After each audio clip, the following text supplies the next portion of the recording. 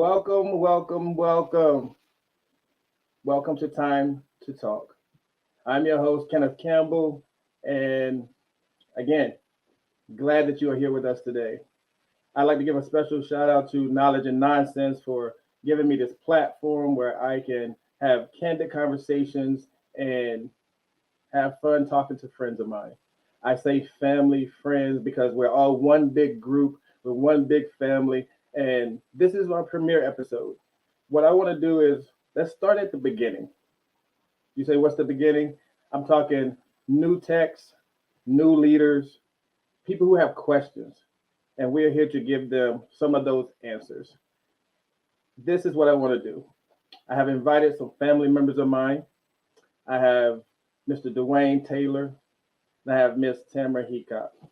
What we're going to do for you today is we're just going to talk about what a new employee experiences, what we as leaders are, I won't say obligated, but what can we do to ensure their success? If they don't ask the question, how can we recognize that they need our help? These are the questions that I will be getting the answers to for those people who can't get the answers for themselves. And with that, I want to bring in my special guests, my friends, my family, Dwayne Taylor and Tamara Heacock. Good evening, Kenneth. Good evening. Good evening. Thank you. Thank you. Thank you. Thank you for joining us today. Good evening, Kenneth. How are y'all? Doing great. Pretty good. I'm glad that y'all are here with me. I just want to make sure that we can go to the root of what is going on in our industry. I know that everybody is experiencing the same things. We all have shortages. We all have retention issues. We all have hiring issues. So at the end of the day, when we do get that new person, what is it can we do to ensure that that person would want to stay in the field? We have so much experience between all of us that if we're all experiencing the same things, can we find a common ground to get to help those people stay with us? So, Dwayne, I'll ask you first. As it pertains to new staff, what has been some of the challenges you've seen with the hiring or even retaining process? Um, you know, I'll start first with retention. Um, I feel, and again, just having an organic conversation here, but I feel culture plays a huge part with retention. Uh, I really haven't seen a problem with getting staff in, getting qualified staff or experienced staff, yes. But, getting staff through the door has not really been a challenge. It's been retaining staff. Um, the problem we tend to see is once staff know their worth, or they kind of discover their worth, and they're in a I don't want to call it a toxic environment, but somewhat of a corrosive environment, they tend to just take those skills and talents elsewhere. Right. So that's pretty much what I've experienced. When you say get them in, so I can speak from experience. I get people that transfer in from housekeeping, from dietary, no experience, and we're trying to cultivate them into being a sterile processing tech. Mm-hmm. When you have those type of people, is there a different type of challenge because they're from inside the hospital? For again, that depends on the personality of the person. It depends on the preparation of the receiving leadership team in the department. For me, it hasn't really been a challenge because we have a very structured onboarding program. We actually have classroom time where we invest time in actually training them on the didactics before the hands-on portion. So it hasn't really been a huge challenge. Like I said, the challenge for me has been getting the rest of the team, and when I say the rest of the team, I mean from the peri-op side, to actually partner and help us with onboarding. And like I said, it tends to be just the whole culture thing that tends to be the challenge. We get new people in, and We have surgeons that are inpatient. We have, peri-op staff that tends to be inpatient. And, when you have new employees in this new environment that they're not familiar with, some of those personalities and behaviors can be a little intimidating and kind of push them out. Tammy, same type question for you. What's your retention or hiring been like? Well, Dwayne and I are basically neighbors, so we have very similar struggles. One of the most recent, we hired someone from EVS, and they were working in the OR as EVS. They were a floor tech, and he wanted to elevate his career, and he was very interested in sterile processing. So we hired him. Very quick learner, just like Dwayne. We have a 12-week onboarding program, which is amazing. I brought that with me from Wake Forest. So that's very helpful when you have, people that have never worked in sterile processing at all. They come to you from EVS. And actually, I was upstairs with this new orientee, and it was his week of time in the OR. We try to give them between a week or two in the OR so they can see the instruments at work, understand why you test something for insulation. And one of the OR nurses said, "Oh, great. So somebody that used to wipe our floors is now going to sterilize my instruments. That's not going to cause any issues." And you could tell it just broke this young man. He was so excited to get to see an operation and so excited to be in sterile processing. And like Dwayne said, the culture, it set him back a solid 2 weeks. We spent all that time building his confidence and convincing him he could do this. And it took one comment from someone that should have never made that kind of comment to start with. And it just set him back. And this kid was picking it up so quick. He was on track to get out of orientation sooner than someone that with experience. And it just kind of shot him down. So instead of spending time teaching him skills he needed in sterile processing, we had to teach him interpersonal skills.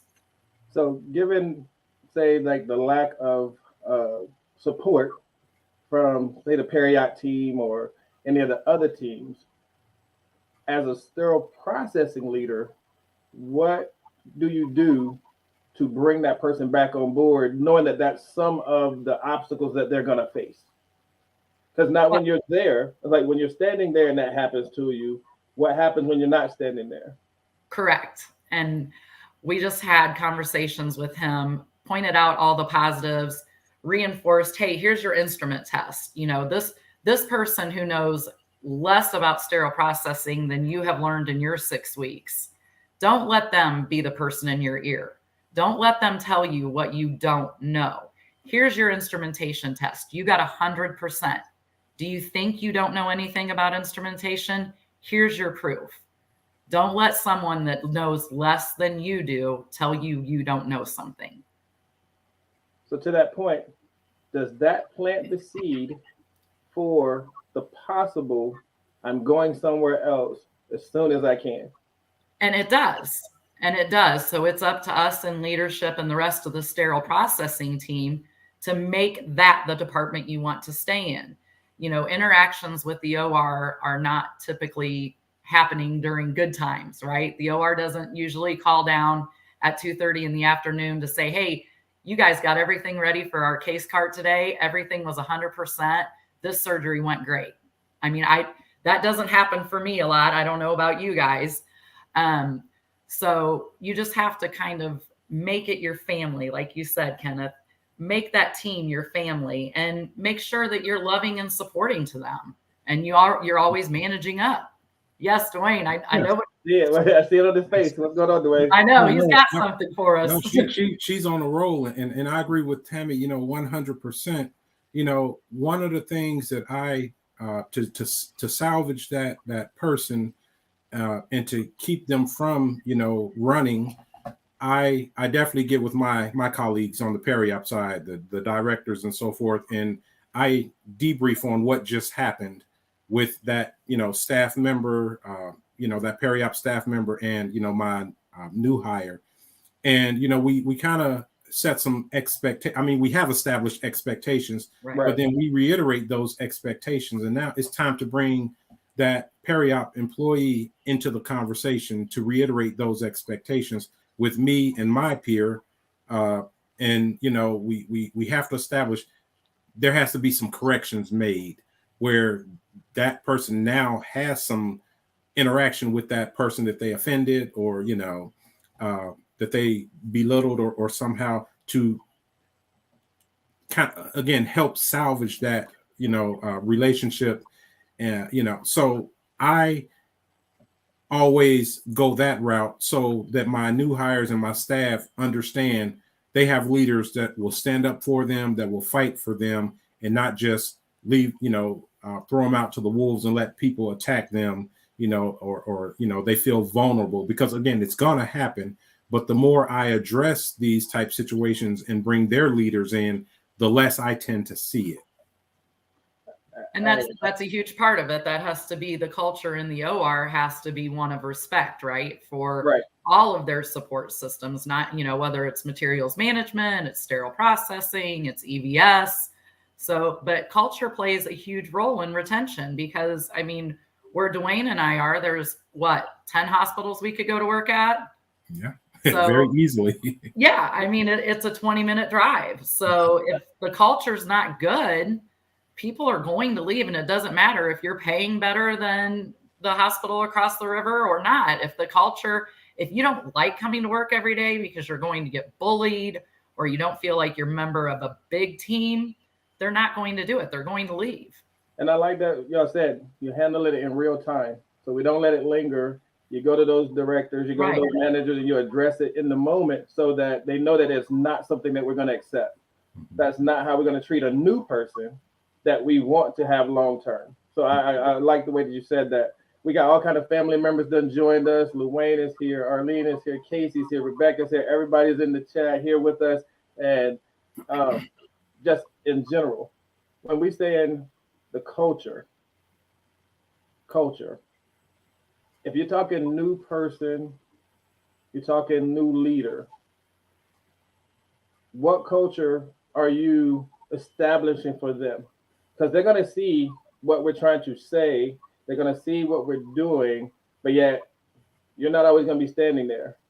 So how do you go about explaining the culture to them from a standpoint of, this is what we're trying to get to, but when you get in there and I'm not around, you may hear something else. So, you know, culture is a very, for me, it's a very sensitive thing. It's a very strange thing. Culture, of course, is the way we behave, the way we treat one another, the way we engage, is again, the rules of engagement, the way we perform. And, you know, a lot of people say it's the expectations. You know, every organization I've been a part of, you know, of course, has basic expectations, but culture is just the way we behave. And a lot of these facilities, they don't live up to the expectations, or they don't practice, you know, the expectations. So for me, like I said, mentoring and training, onboarding new leaders, you have to be very careful when you talk about culture, because you can, if you're being honest, you can actually scare them away. Because, you know, when you actually talk about what to expect, or, you know, I don't want them to expect to be bullied and harassed and so forth. So what I more or less focus on is how to address some of the challenges, you know, issues that they may face, you know, the organizational expectations, what to do if you're in this, you know, situation, the go-to people, you know, again, you don't tolerate, you know, certain types of behaviors, and this is how you address them, instead of confronting and, you know, puffing your chest out and, you know, being, you know, just physically confrontational.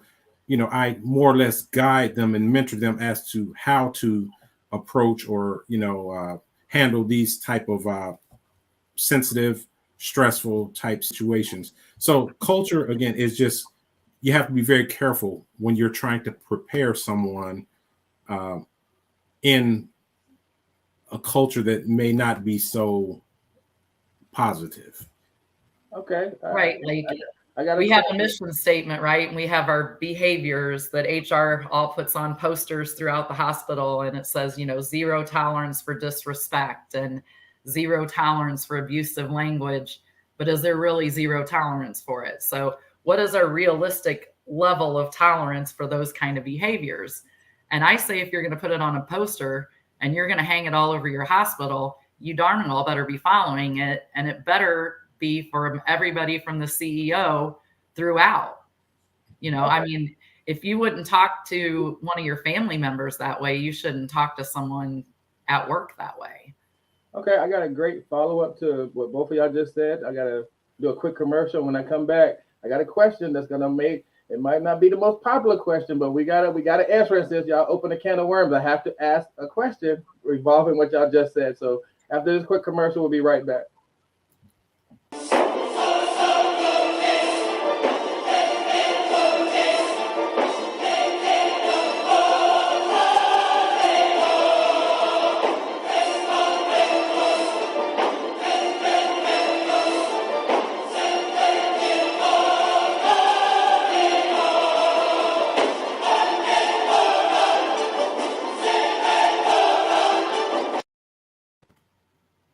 And again, special thanks to Kalzura for, you know, sponsoring this and letting us be great. They can put a discount code down there. If you haven't seen them, go check them out. Right before the break, we were talking about culture. Y'all both said something that I guess I have to give the follow-up. I'm gonna play devil's advocate and be the bad guy. If we know that we have these people in our departments that, as you just said, if it's on a poster and all this stuff and we're supposed to be following it, and we have these people in our department, why are they still there? If they're toxic to your environment, why are they still there? Because we haven't managed them out yet. You can only, I mean, and that's an unpopular response, I'm sure, but you can only manage up so much. And I know this is not popular when we can't get experienced staff. But right. I have recommended other hospitals where they might be a better fit at, or I have suggested traveling, because sometimes they are products of their environment because they've worked in that culture for 20 plus years. They've become used to it. They don't see it as a bad thing, and they can't evolve while we're evolving. So someone like me comes in, you know, new, doesn't like the culture and wants to change the culture within our department and then help the entire system change their culture. This person's not going to get on board with it. This is a learned behavior. They're not going to change as much as you want them to. You can send them to HR, they can take classes, and some people do come out of it better on the other side. But once you come to that realization that they're not going to adapt to your culture and they're not going to treat people with respect, and they're going to run off your new people. I mean, we've had people that 6 weeks after orientation said, forget it, I'm not staying here, and it's because of this one person. And you can't let one person destroy your entire team. So manage them out. Write them an awesome letter of reference. Get them out of your department. In saying that, is there something in your policy or departmental or hospital policy that you can use to manage them out? And if so, back to my original question, why are they still there? So I'm very big at partnering with my HR partner. So, you know, from the very beginning, I don't wait till I have, you know, problems in my department. That's one of, as I'm onboarding or, you know, adjusting in a new organization, I find out who my HR partner is, who my infection control officer is. You know, I'm looking for all my allies, because again, I've been doing this 33 years. So again, I'm combat tested. So I'm looking for my village. Who are my people, you know, because I know I'm going to need these resources to help me do the job I need to do. So, so I get with my HR partner from the very beginning. And I'm right there with, you know, Tammy is I have a philosophy. I either manage you up or manage you out. And I will do my best to manage an employee up. But this isn't just about my department and the people in my department, because I'm talking about customers as well. Customers who are disrespectful and treat my, my staff, in an unbecoming, manner, whether it's Periop or some other customer, same rules apply. Again, I work with their managers, directors, as well as, my HR partner. If I've gone to your manager and director and we're still experiencing the same type behavior and so forth, now I bring my HR partner in and so forth, because HR can definitely make a bigger impact than I can, solo.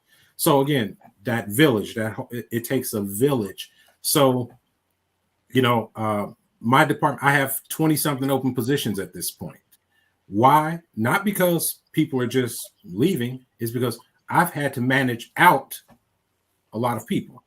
And, I've had to manage out quite a bit. People who has been there a while and just kind of, they're used to that confrontational culture or that disrespectful culture, or, and I'm like, I had to establish we're not having that here. New day, new age, try to manage them up. I've even tolerated more than I should have. But once I kind of understood I'm not able to get through, again, between me and my HR partner, we're like, let's just manage them out. Yeah. So what do we say to the naysayers that say, I can't do that because then I'll be more short than I am. I, need the body. They work is good. The attitude might not be where I want it at, but they work is good. How do we fix that? So it's kind of going back to that culture. So what culture or what message are you sending to the rest of the team? I see these little plaques, online and so forth. They said the best way to get rid of a good employee is to tolerate a bad one. Right. So, right. And I have seen that, in my career. So if it means, we're going to be short staffed, then we're going to be short staffed. Right. There are options out there. We can, bring in travelers and, so forth.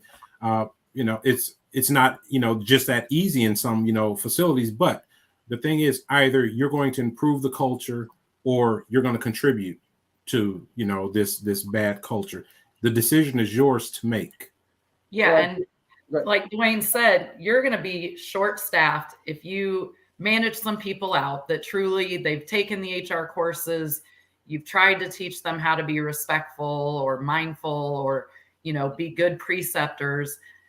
And you can tell, we as leaders know this person's not going to change. Your HR business partner will let you know, hey, we've had multiple conversations with this person, multiple coachings.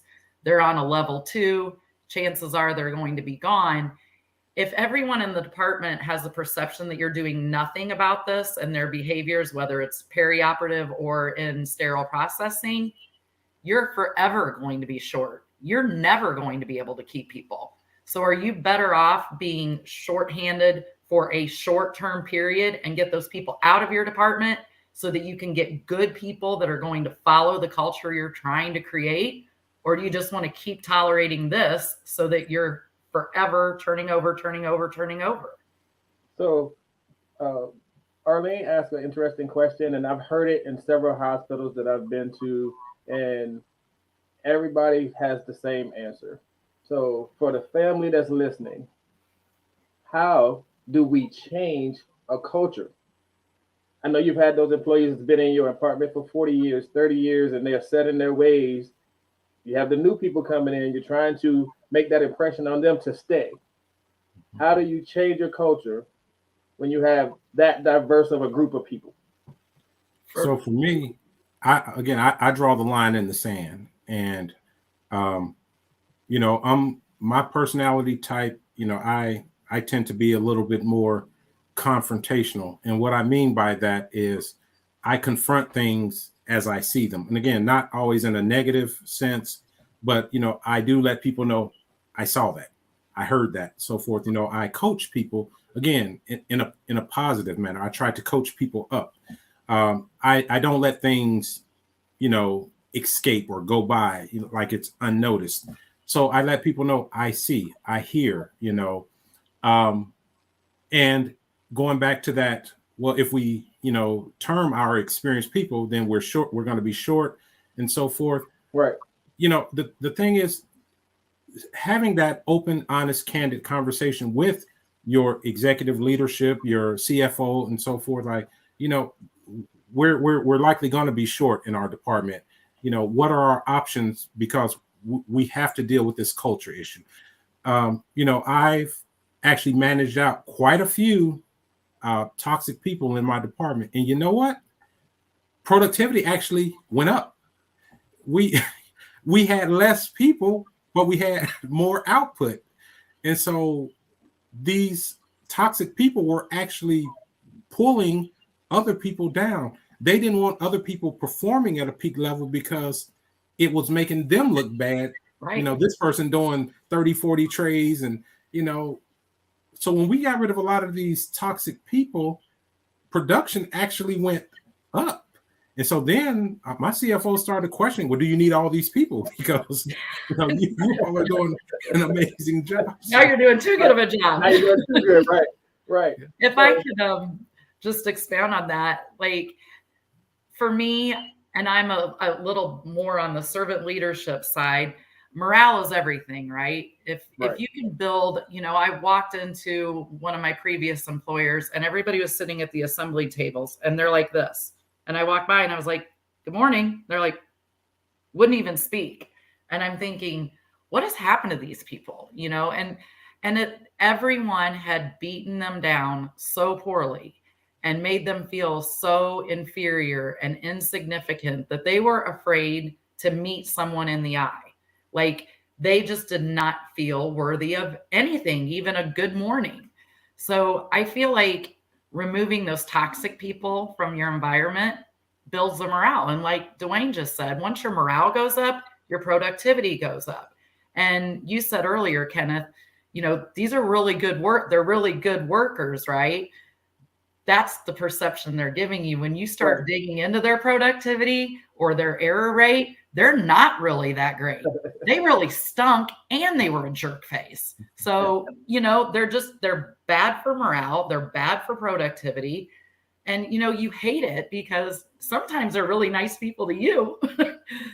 I got to think here from you see through it and you're like, at some point you have to just realize it's time for them to find a home somewhere else. And some of these people, like someone that just left our department recently, went to work somewhere else. They love him and his attitude has changed. So it's not that he was a toxic person. He was just used to an environment and he was used to getting away with it. So once you took him out of that comfort zone and put him somewhere else where he quote unquote had to behave, he's doing great. So it was better for him. It was better for us. It was a win-win. Yeah, I have a statement here from Ryan. He said that morale is key. Remembering when he was a tech himself, would rather work harder with less people in a healthy environment because toxicity in a fully staffed environment is counterproductive. I think that sums it up right there. So I know y'all both said about training, and we're still talking about new leadership, new techs coming in. And with your training, do you put culture as part of that training program as far as 14 weeks, 12 weeks, whatever that you have set?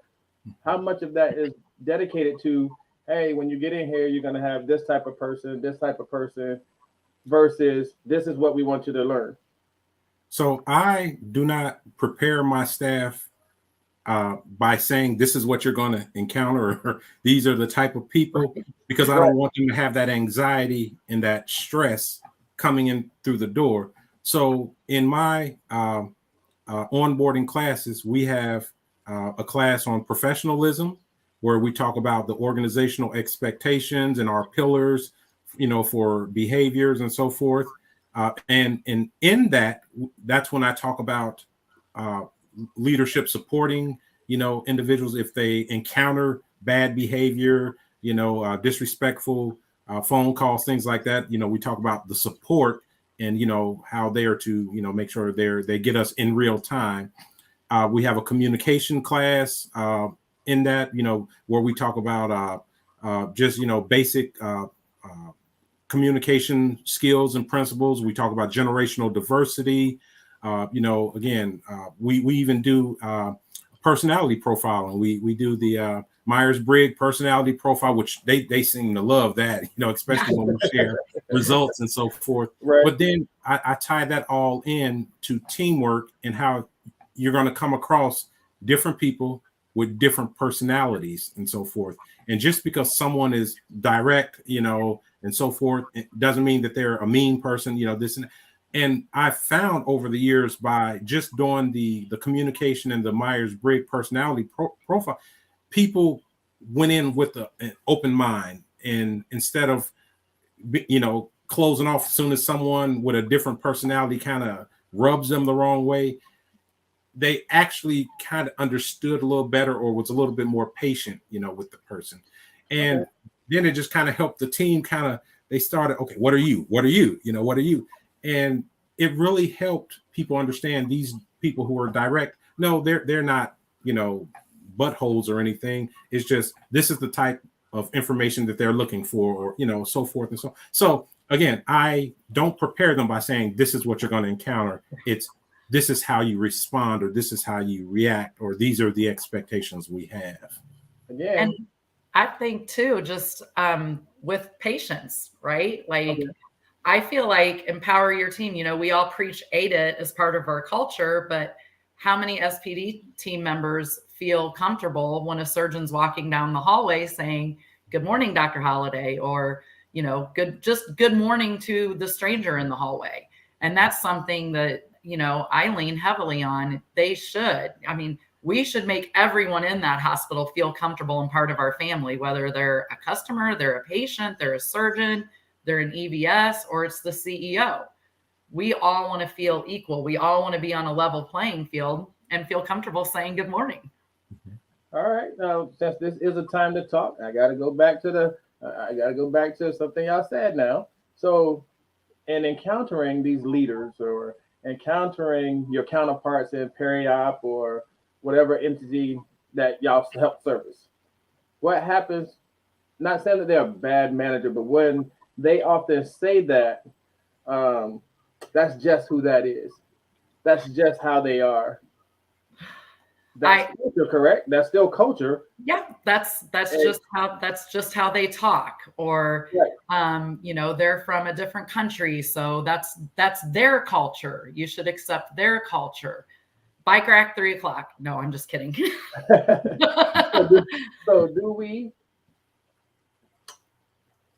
accept it because? No, Kenneth. So again, the same thing that applies for staff applies to the leaders as well. So I've recently had 2 directors that actually stepped down from their positions because I had to get HR involved a few times because those were the answers I kept getting. Yep. We had one of the staff who would come down to SPD and just verbally disrespectful, to my staff. Are you all stupid? Can you not read? How come you didn't put this on the case card? Blah, blah, blah. And, I pulled that person aside and said, this is not going to be tolerated, blah, blah, blah. So I will call their manager and director and say, we need to meet with this person. And, they sit there and be like, oh, well, that's just how she is. And, and I'm like, well, that's not acceptable because, again, according to the organization, all these signs plastered everywhere, like we would treat one another with respect, blah, blah, blah. And when that person kept, exhibiting that behavior, and, I would talk to them, nothing happened. I talked to the manager and director, nothing would happen. So again, I had to bring HR in, and they said, well, did you go to the manager, director? Yes, I have. And this is what was shared with me. And so HR got involved with how come the manager and director is not upholding our pillars, so forth and so on. And we had maybe 3 conversations with the manager and director, and, they saw that I wasn't going to bend and bow down, and I wasn't going to accept it. So they stepped down. So instead of dealing with the problem or, holding the employee accountable, because she did have a very strong, personality, they just stepped down to a different position. They're not used to that from somebody from sterile processing. So, but then HR stepped in. and HR held the person accountable and so forth. So, and since HR did that, I have not heard one peep out of that person, probably because she's mad at me, but she's respectful. She comes down, she asks the right questions, she treats my staff respectfully. People used to be very afraid of her and intimidated by her. You know, now new people, they have no knowledge of that this person was ever a problem, know, because she doesn't treat people that way anymore. So that kind of leads into a question that Sharon asked a few minutes ago. When you have, that was with directors and managers, but when you have a non-manager employee, how do they withstand that poor or distilling culture? Like, how do you get them past that point if you're not there? I know y'all alluded to it when you say, hey, I want to know when these things happen, but they're frustrated, they're over the top, they're talking about leaving. What do you do then? Well, my staff now, they don't get to that point, because if it's 3 o'clock in the morning, I'm getting a text message. Exactly. I'm like, man, what did I start here?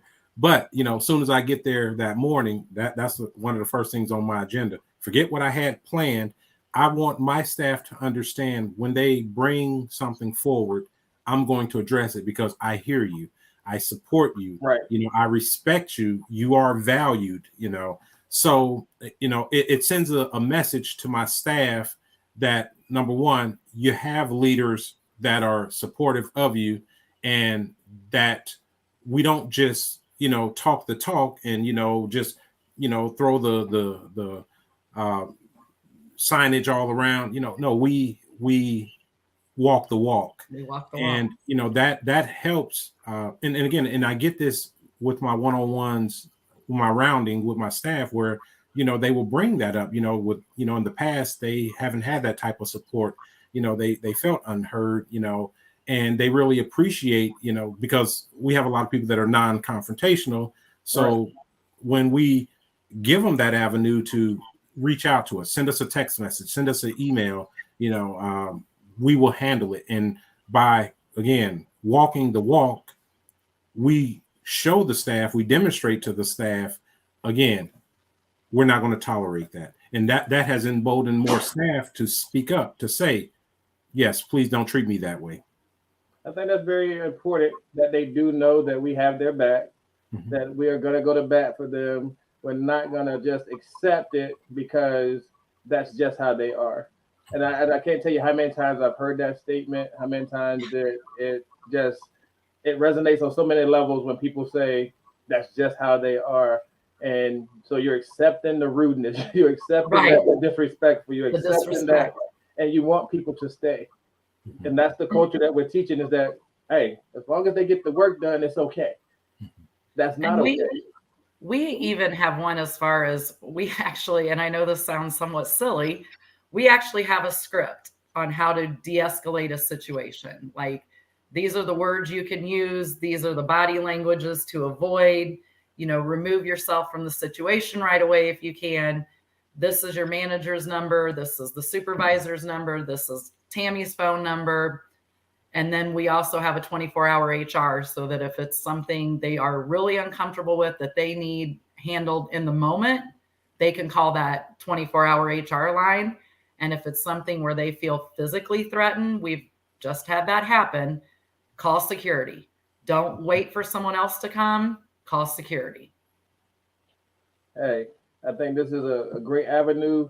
We're going to have another commercial, and when we come back, we're going to get right back into it. Can't ask for a better topic. This is definitely leading people in the right direction, because I know that all of us have been down that road of this is how they are. And I like what y'all both have said of how y'all handle it. So yeah, when we come back, we're going to get right back into it.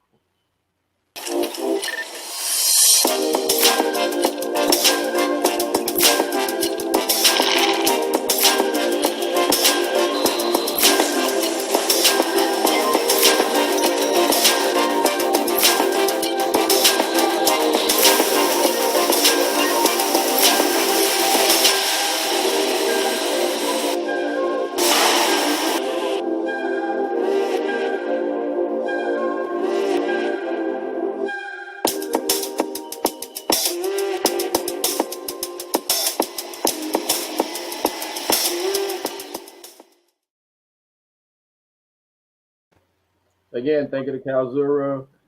There's a time to talk code. You can get you a pair at a discounted price. Go check them out if you haven't seen them. Um, we're talking about culture. We're talking about new employees.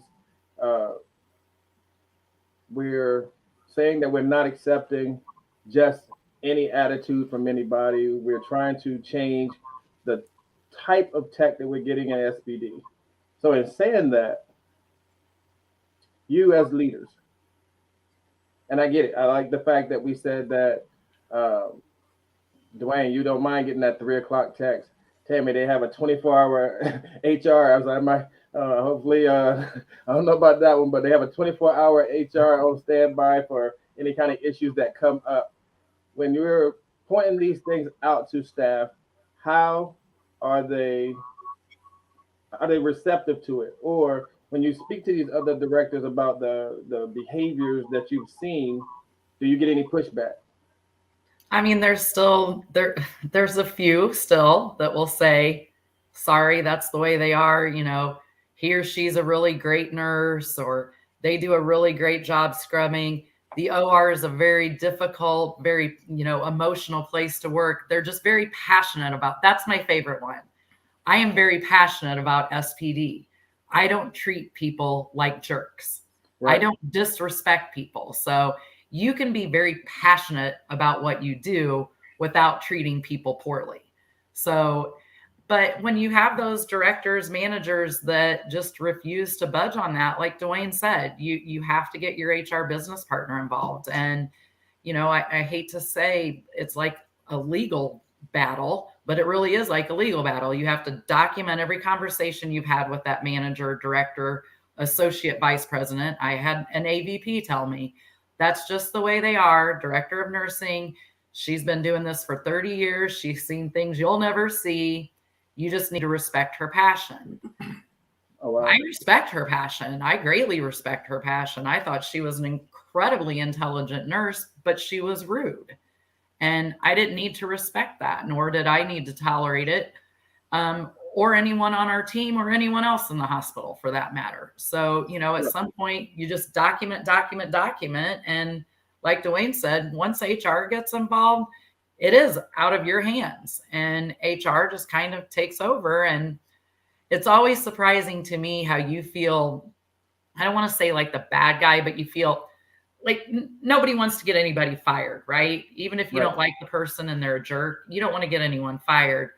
And it's always surprising to me when we call our HR business partners that they say, oh, I'm not surprised by that at all. You're not the first person that's given this complaint. I mean, I never once have called and they were like, oh, Tammy, you're the only person that has a problem with this person. So Jeffrey asked the question, how does culture include diversion and inclusion? I think it said, I'm sorry, I went away real quick, but how does culture affect the diversion and inclusion? Well, going back to my Diversity, I'm classes. sorry. It said, how does culture involve diversity and inclusion? So going back to my classes, where we're in the classroom, we, like I said, we talk so much about just basic teamwork, human factors, personalities, and like I said, we also talk about generational diversity. Uh, Oftentimes, staff they tend to be unconscious or unaware of the whole generational diversity, things and traits associated with, the different generations. We're now living in a totally different age, in the business sector than in the 20th century. We've had a paradigm shift from, the industrial age to the information age. And when you look at, our boomers and traditionalists and so forth, they have a totally different, work ethic mindset than, our, Gen Zers and millennials and so forth. So when you're looking at culture, our traditionalists and baby boomers, they may be more used to negative work environments, overbearing bosses and, disrespect, because in the 20th century, a lot of that was the way of business and tolerated. You did what the boss said jump, and you jump. Whereas, we have millennials and, Gen Zers coming in, and they're like, who you telling to jump? I'm not jumping for you. I'm not jumping. So you have to understand, when it comes to diversity and inclusion, being a leader, you have to be aware of these differences just in the generations. And, in taking a serious look at your leadership style, which was a topic we talked about the other night. Right. So, you have to be aware of these things. How does your leadership style impact the various, generations that, you manage and so forth? So I just think as a leader, you have to be very conscientious of generational diversity as well as leadership styles. And to piggyback off of that, it's not my current employer, but we took multiple classes on diversity and inclusion, but it was surprising to me, and even for myself, that just because you understand diversity doesn't mean you're practicing inclusion. So one example of that was, we had a very diverse team at one of my employees. I mean, very. And when I was just looking through competencies, and I noticed that somebody had never been competencied on being a runner, answering the phone, taking supplies up to the OR, getting instruments up there. So I asked the supervisor, why isn't person X, why aren't they competencied off on the runner? And they said, oh, well, their English isn't very good, so we don't want them answering the phone. It'll aggravate the OR. But we were inclusive, right? Right. Is that being inclusive? I don't think it is. So I think, it's difficult. It's a tough thing to do. It's not easy to teach inclusion, but it's easy to sit in a 2-hour class on it, right? And watch a really nifty PowerPoint and see really cool stories that people put up there. But how do we practice that day to day? And are we really practicing it day to day, or are we just saying we are? So I think somebody put it in the chat earlier, and Dwayne said it. Are we walking the walk, or are we just talking the talk? Are we hanging posters up throughout the hospital, or are we really doing it? And that's our part as leaders to make that inclusive culture, to make that diverse culture. It's not going to happen on its own, because I don't think a lot of people really understand what inclusion means. Mm-hmm. I've had to have that conversation with my HR partners, as well. What exactly does inclusion mean? Right. What does diversity mean? Because, again, from my perspective, and since we're being organic, right, from my perspective, I oftentimes feel diversity is just a phrase. To me, diversity and inclusion is a practice. And, when you say diversity and inclusion, that's action. That's right. That's something that you practice, not something that you just say. And I've questioned that, because how much are we valuing diversity when we take people and we say, okay, you're male, you're female, you're black, you're white, you're Asian, you're Muslim, you're Christian, but yet we want you to fit into this box right here. Right. We want you to do this. Do it this way. Because this is our culture. So when you force people from all these different perspectives, backgrounds, ideologies, beliefs, and so forth, and you say, no, this is what you have to, this is where you need to focus, this is what you need to believe, this is what you need to practice, then how inclusive are we being, and how diverse? Yes, we look diverse, but are we really? Just like, I have a couple of people on my staff who are from Africa, from the Middle East, and, they have prayer rituals that they follow, and they have to, have certain times during the day where they go and, pray and so forth. And I've been places where that's not allowed. You wait till your break time. And so, again, I'm like, so then how inclusive are we actually? Because we're saying, no, you have to abide and fit in this box. So I've questioned that, and that has been a topic of conversation with our leadership lately. We just hired a diversity inclusion vice president or manager or director or something. So, and these are conversations that we've had, and I said, I just don't believe in, diversity and inclusion. It has to be action for me and not just words. So yeah, that's really kind of got a fire started in my organization. And breastfeeding mothers, I mean, that's another that's a big sell point, right? If you allow someone to breastfeed when they feel like they need to breastfeed, like, again, one of my previous employers, the assistant manager, I wasn't aware of this, but was writing someone up because she felt like she was pumping too much. Now, again, that's not at all being inclusive. That woman can pump when that woman feels like she needs to pump. Like Dwayne said, I can't tell her you can go pump every hour and 5 minutes and that's all that's allowed. All of our bodies are different. Mm-hmm. We all get uncomfortable at different times, right? Mm-hmm. We all pray differently. I can go pray privately in a corner, or I can pray at my assembly desk and nobody knows it. People of other religions have a ritual they need to perform. And it's not for us to say you can't do that. And again, that's building an inclusive culture, right? Then people hear about that. Sterile processing, as large as it is a very small family. Right. Dwayne and I can call each other at any minute when I get an applicant and I'm like, oh, they worked at Hospital X across the river. I'm calling Dwayne, and he's not going to say anything that's going to get him in trouble. But again, we all know each other, right? So right. When people start hearing, oh, you want to go to work for Dwayne because he's the best director ever, Dwayne's going to get applicants and Tammy's going to sit on this side of the river going, what the heck's going on? Well, it's because you wouldn't let someone pump.